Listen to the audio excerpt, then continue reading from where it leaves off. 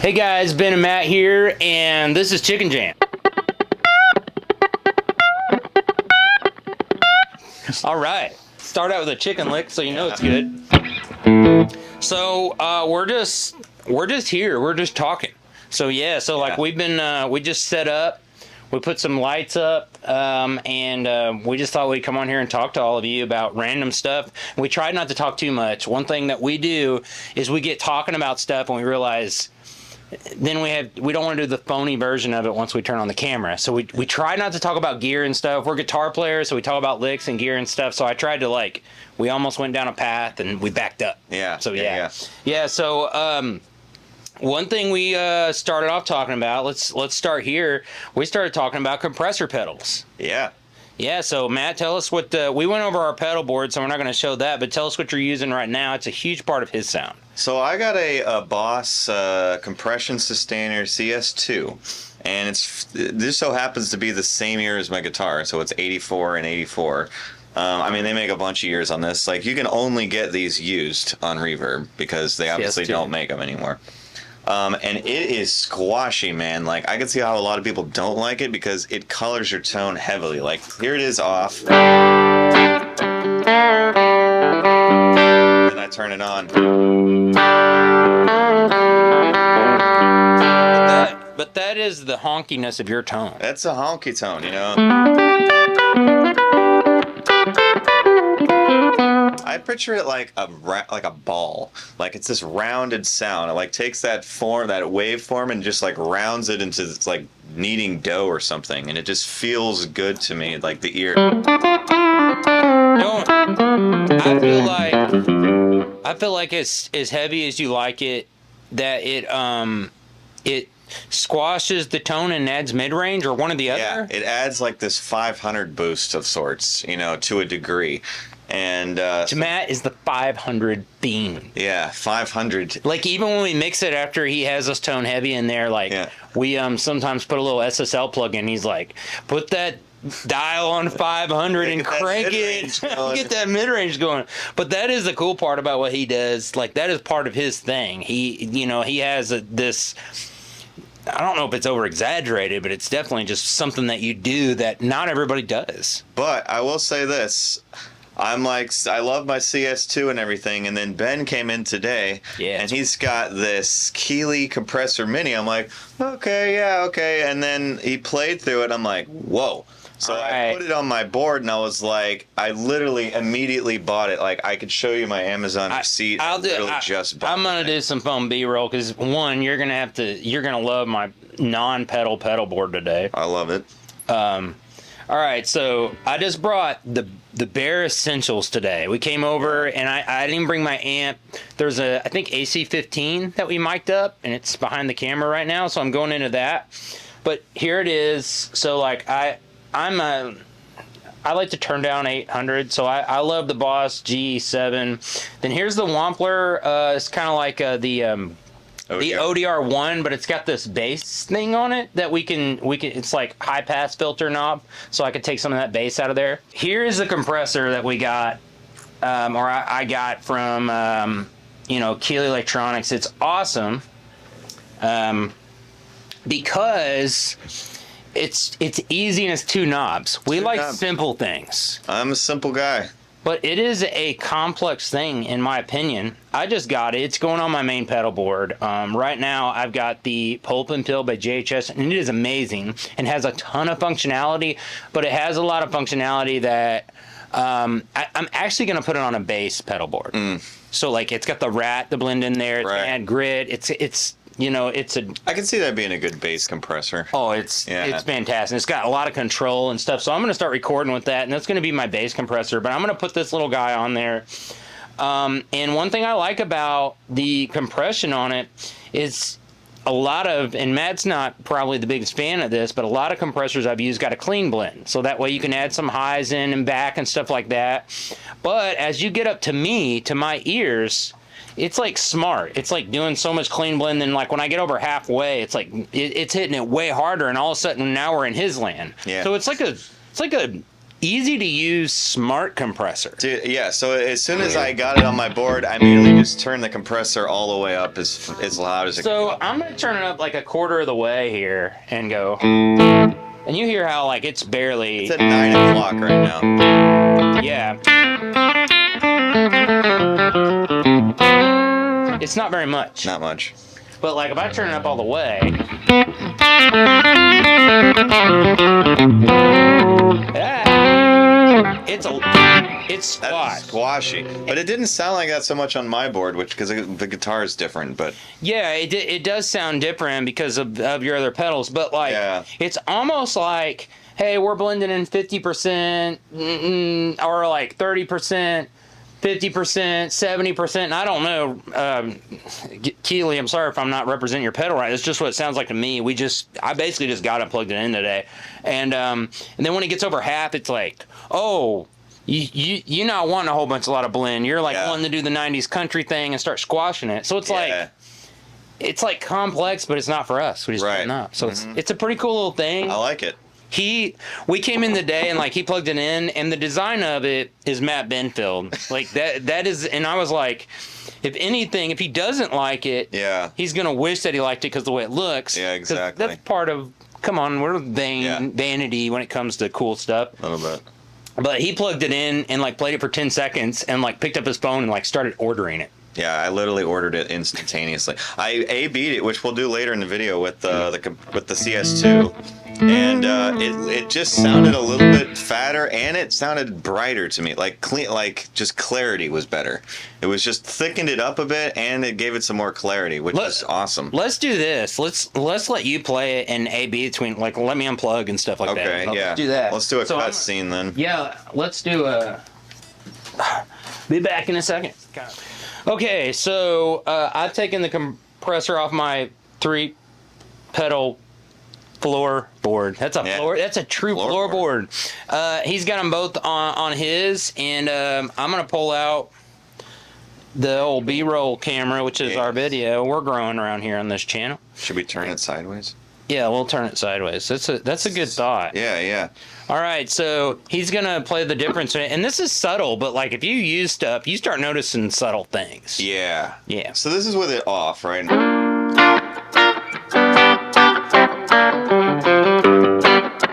Right. Okay. I'm gonna go with my Old Faithful.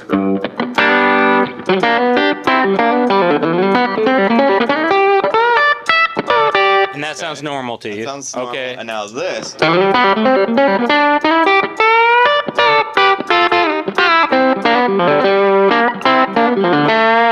Okay. To me, upper mids instead of middle mids. Yeah. Difference. Right?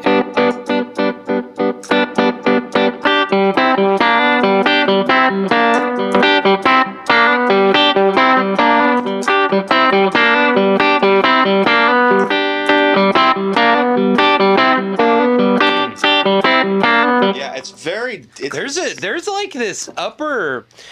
It's very similar, like but presence without getting too bright. it's very similar, but it's just got this. It's a little bit beefier and it's a little bit brighter, but in a good way. You know, like a really good way. So jam and then give us your opinion. Like we're goofing off right now, but like do like solo for like 10 seconds here, and then tell us like if it feels like you're doing this all the time. Yeah. So then tell us like if you can feel anything different than normal. right. Does it change your playing?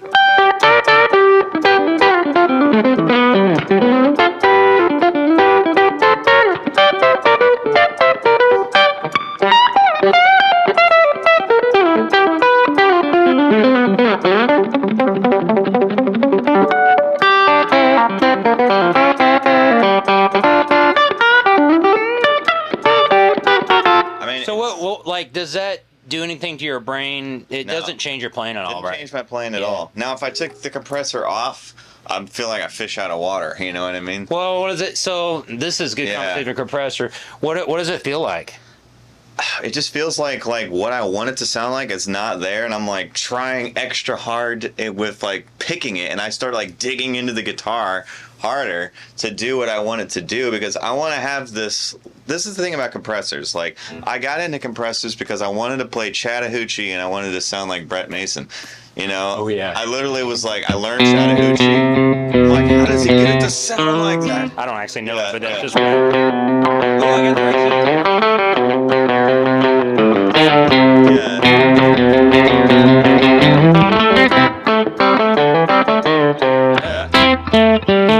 Yeah. somewhere in there. Yeah.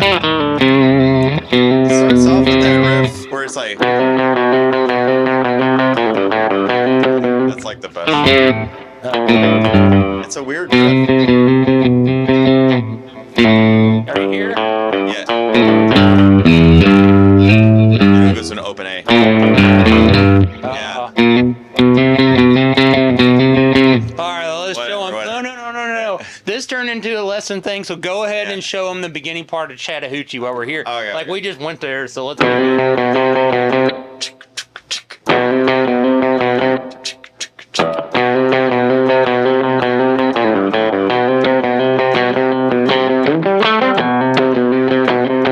Ah, shoot.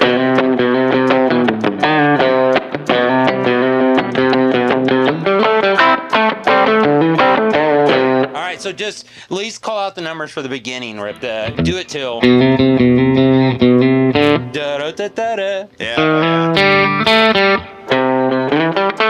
Yeah, I mean, it's just C major scale, essentially, except you got that B in there. And then you do a Pentatonic, just see pentatonic scale. yeah, it's easy. But it's that sound. It's just that compressed sound, like super compressed sound. And like I was like, what is that? And then you research it and it's like compressors. So the first pedal I bought was the Ego. It's the '90s Brent Mason. Yeah. Yeah. I bought a Wampler Ego, which I still love the Ego. Yeah. But it doesn't have this the same thing as the CS2.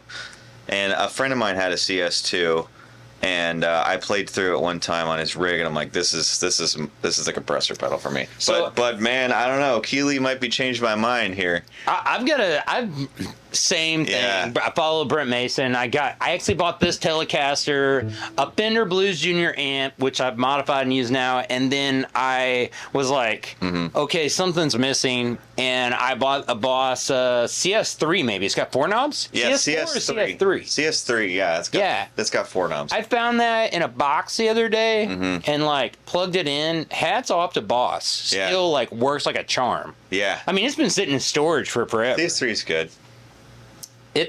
So like it's just got 4. I'm not even sure what's different. It sounds different than the CS2. Is that right? Sure, it definitely does. Well, so you've played it, and like, what is I the don't like difference? the CS3 to be honest with you. Yeah, it just had a weird. It sounded more thin, I guess. Okay. Yeah.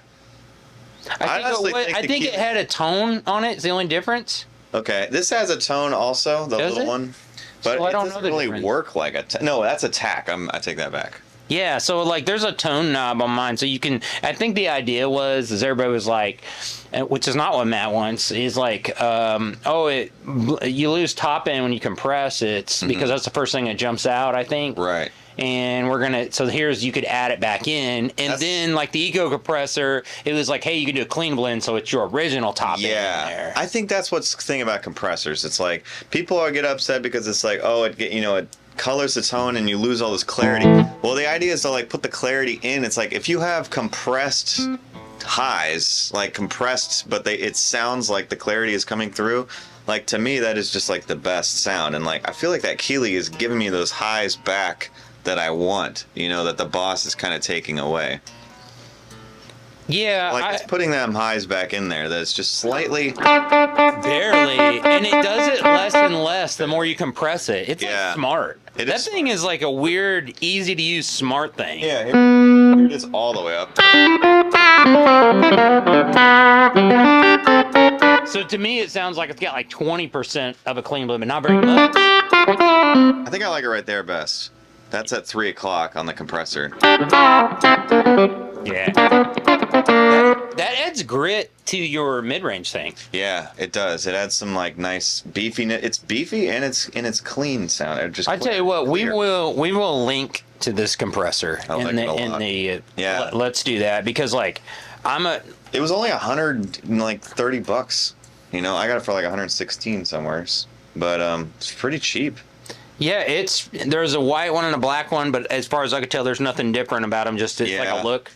We like the black one because it looks like chicken jam. So, in fact, I meant to put mine on, but it looks like the chicken jam. Yeah, it's totally. Yeah, we got the chicken jam shirt like a today. Retro chicken, you know. Yeah, a retro chicken. So I would say this about compressors. Like, it's controversial now. A lot of guys, even in Nashville, are not using them anymore. Really? Oh yeah, I didn't even know that. yeah, no, they're not. They have one at best, and they're not using them.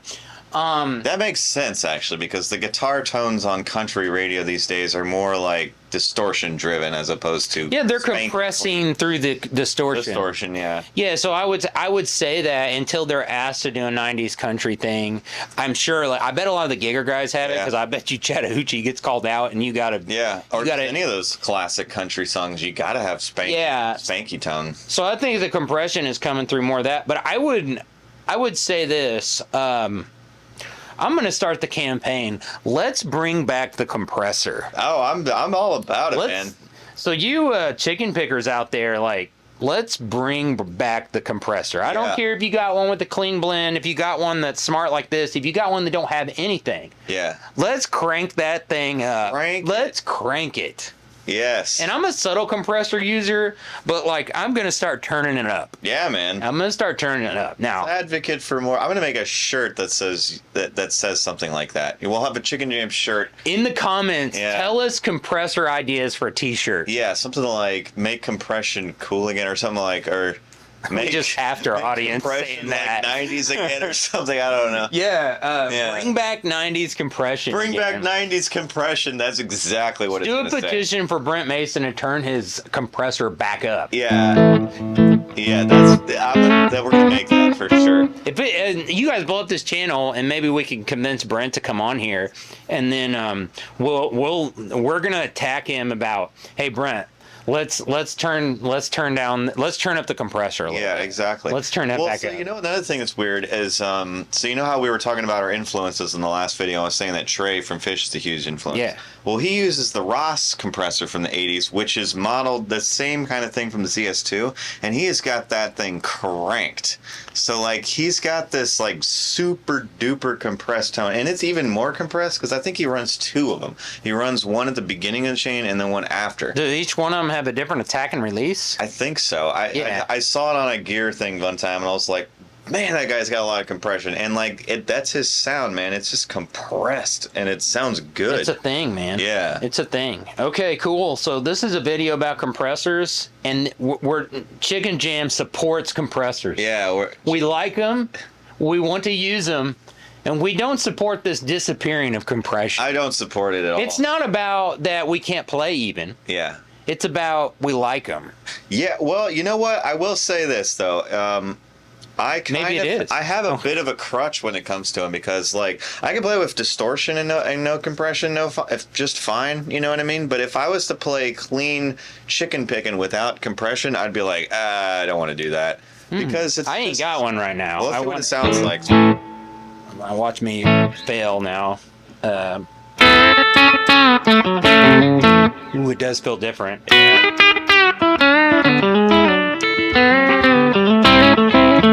Ooh, it feels way different. I mean, you're doing pretty good, but yeah, see, like, I'd have a hard time with it.